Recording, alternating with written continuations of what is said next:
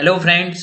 क्या आप UPSC CAPF के असिस्टेंट कमांडेंट के इंटरव्यू की तैयारी कर रहे हैं और समझ में नहीं आ रहा है क्या पढ़ना है क्या नहीं पढ़ना है, कैसे तैयारी करनी है, कोई गाइडेंस अवेलेबल नहीं है? तब आप मेरा वीडियोस देखिए।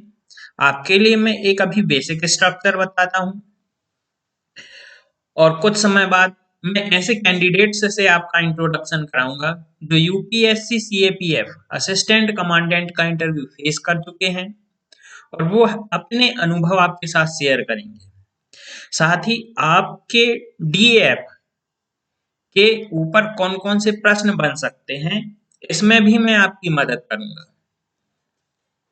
जब आप यूपीएससी के इंटरव्यू की तैयारी कर रहे होते हैं, खासकर असिस्टेंट कमांडेंट के लिए, तब आपके लिए किन क्षेत्रों को कवर करना है, इस पे हम ध्यान देते हैं। इंटरव्यू का एरिया क्या होने वाला है।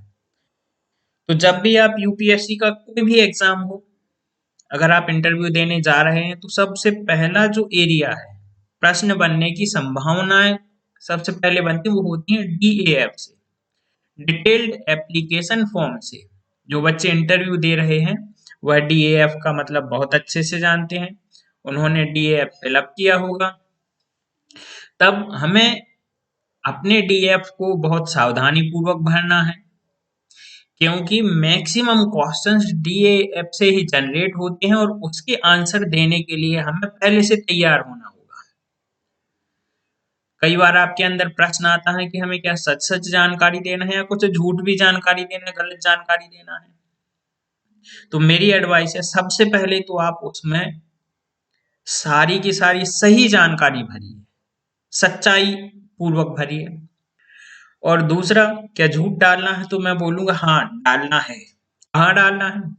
ऐसे एरियाज, ऐसे क्षेत्र जहां आप अगर झूठ डालते हैं और फुल्ली कॉन्फिडेंट हो कि आप उस झूठ को प्रेजेंट कर सकते हैं, बता सकते हो और उस झूठ से इंटरव्यूअर प्रभावित होते हैं, तब आप जरूर वह झूठ डालिए और उस झूठ को आंसर करने के लिए आप तैयार रहिए पूरे तरीके से। जैसे कि आपसे हॉबी पूछा, आप कभी कंटेंट राइटिंग नहीं करते हैं, करंट सिनेरियो से उतने ज्यादा नहीं जुड़े हैं, उतना इंटरेस्ट नहीं है, लेकिन इंटरव्यू के पहले आपने बहुत अच्छी तरीके से करंट अफेयर पढ़ लिया है, तब आप अपनी हॉबीज में डाल सकते हैं कि मैं एक लोकल मैगजीन के लिए, कोचिंग इंस्टीट्यूशंस के लिए कंटेंट राइटिंग, कंटेंट डेवलपमेंट का काम करता हूँ, या इसमें मेरी हॉबी है, या फिर पढ़ाने में मेरी हॉबी है।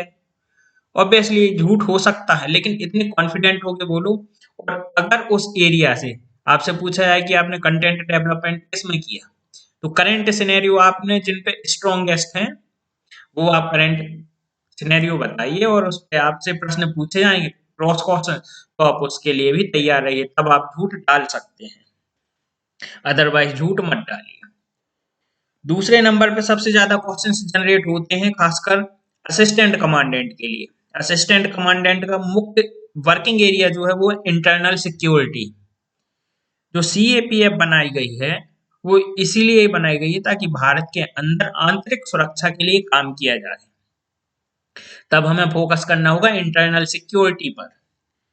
जितने ज्यादा से ज्यादा क्वेश्चंस आपके लिए इंटरनल सिक्योरिटी से रिलेटेड मिलते हैं उन्हें लगाइए।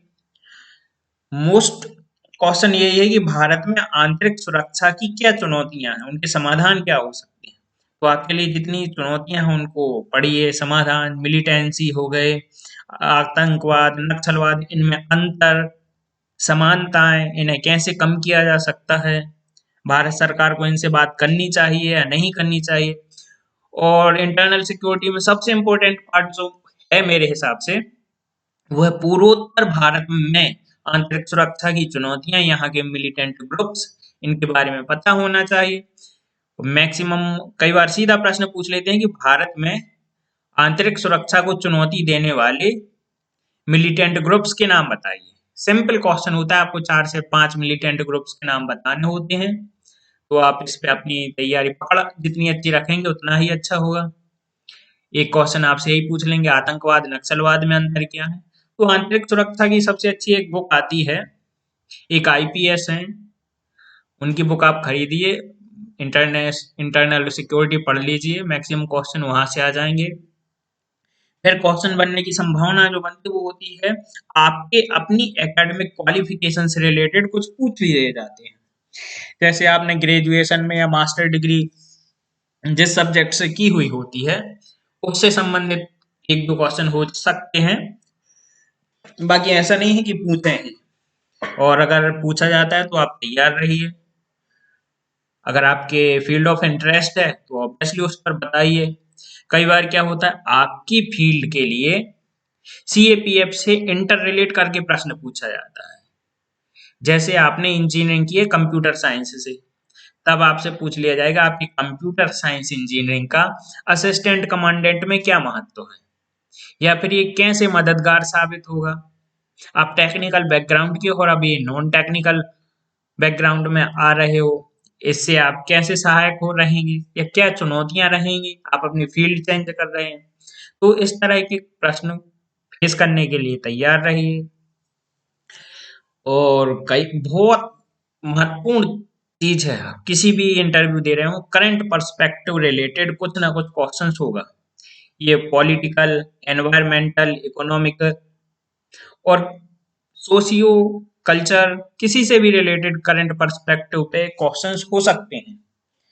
जब आप इंटरव्यू देने जा रहे हैं हो सकता है उस टाइम बजट पेश किया गया हो तो बजट से संबंधित हो जाएगा। उस समय जो भी अधिनियम आ रहे हैं, कोई भी संशोधन हो रहा है तो उन पर अपनी पैनी नजर गड़ा के रखिए, एक क्वेश्चन उनसे रिलेटेड हो सकता है। ग्रेट पर्सनालिटीज के बारे में भी कई बार क्वेश्चंस पूछ लिए जाते हैं। यूपीएससी का सबसे लोकप्रिय पर्सनालिटी महात्मा गांधी हैं, स्वामी विवेकानंद जी हैं। इनसे संबंधित कुछ ना कुछ प्रश्न हो सकते हैं।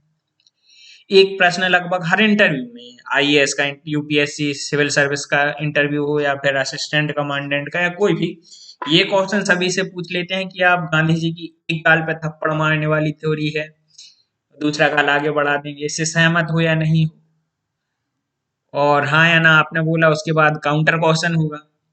तो ऐसे क्वेश्चंस के लिए भी आपको तैयार रहना होगा। ग्रेट पर्सनालिटीज जिन पर मुख्य फोकस रहा हो उस साल में या आसपास किसी भी तरीके का कुछ हुआ हो तो उन पे आपके लिए नजर रखनी है। और सबसे अंतिम जो पायदान पे आते हैं प्रश्न, ज्योग्राफिकल एरिया, आप जिस क्षेत्र से संबंधित हैं वहां से संबंधित कुछ क्वेश्चंस पूछ लिए जाते हैं। हालांकि मैं बुंदेलखंड क्षेत्र से हूँ, तो मुझसे, मैं जब इंटरव्यू में अपीयर हुआ असिस्टेंट कमांडेंट के, तब मुझसे पूछा गया कि आपके बुंदेलखंड की समस्याएं क्या हैं, यहाँ के रहने वाले आदिवासियों की समस्याएं क्या हैं, इन्हें कैसे दूर किया जा सकता है। साथ ही मैं मध्य प्रदेश से हूँ तो उन्होंने पूछा मध्य प्रदेश को बीमारू राज्य कहा जाता है, बीमारू राज्य क्या होते हैं, इसकी संकल्पना क्या है, बीमारू राज्य से बाहर कैसे किया जा सकता है। तो आप जिस क्षेत्र से हैं, जिस राज्य से हैं, संभाग से हैं, जिले से हैं, उसकी जानकारी अच्छे से रखिए, उनसे संबंधित प्रश्न हो सकते हैं। और हो सकता है आपके दिमाग में अन्य और प्रश्न भी हों तो आप मुझे कमेंट करके बताइए। अगर आप चाहते हैं कि इंटरव्यू की तैयारी मैं आपकी कराऊं तो कमेंट में मुझे बताइए। और अगर मुझे अच्छे कैंडिडेट, मतलब 100 के आसपास कैंडिडेट भी मिलते हैं जो इंटरव्यू की तैयारी करना चाहते हैं, तो मैं यूट्यूब पे उनके लिए लेक्चर्स आगे के डाल दूंगा। साथ ही ऑनलाइन सेशन भी करा दूंगा, संडे, किसी भी संडे के दिन आपकी इंटरव्यू की गूगल मीट पे या फिर जूम पर क्लास लगा दूंगा, और जिसकी भी जो समस्या होंगी वो मुझसे फेस टू फेस इंटरेक्ट होके सॉल्व कर सकते हो। और ये सब सर्विसेज फ्री ऑफ चार्ज रहेंगी, किसी भी तरह का कोई फीस सब नहीं ली जाएगी। और अगर आप अपने डीएफ से रिलेटेड कुछ और क्वेश्चंस चाहते हैं तो आप अपना डीएफ मुझे टेलीग्राम पर भेज दीजिए। मेरे टेलीग्राम के ग्रुप की लिंक नीचे डिस्क्रिप्शन बॉक्स में मिल जाएगी, वहां से आप मेरा ग्रुप ज्वाइन कीजिए और वहां आप अपना डीएफ सबमिट कर सकते हैं। और जब भी मुझे टाइम मिलेगा तब मैं आपका डीएफ रीड करके, आप उसमें अपना कॉन्टैक्ट नंबर भी डाल दीजिए, हो सकता है मैं कॉल कर लूँ या आपके लिए जूम या फिर मीट की लिंक सेंड कर दूंगा, तो आप फेस टू फेस लाइव मुझसे इंटरेक्ट कर सकते हैं और अपने क्वेश्चंस पूछ सकते हैं। और धन्यवाद। अगर आपके लिए लगता है कि मैं हेल्पफुल हूँ तो मेरा चैनल लाइक, शेयर सब्सक्राइब कर लीजिए। आपके किसी फ्रेंड को अगर इंटरव्यू की प्रिपरेशन करनी है तो आप उन्हें भी ये सजेस्ट कर सकते हैं चैनल सब्सक्राइब करने के लिए, और मेरे ग्रुप की लिंक नीचे मिल जाएगी, आप उन्हें ग्रुप की लिंक सेंड कर दीजिए, ग्रुप से ऐड होकर वो भी मेरी फ्री सेवाओं का लाभ उठा सकते हैं। धन्यवाद।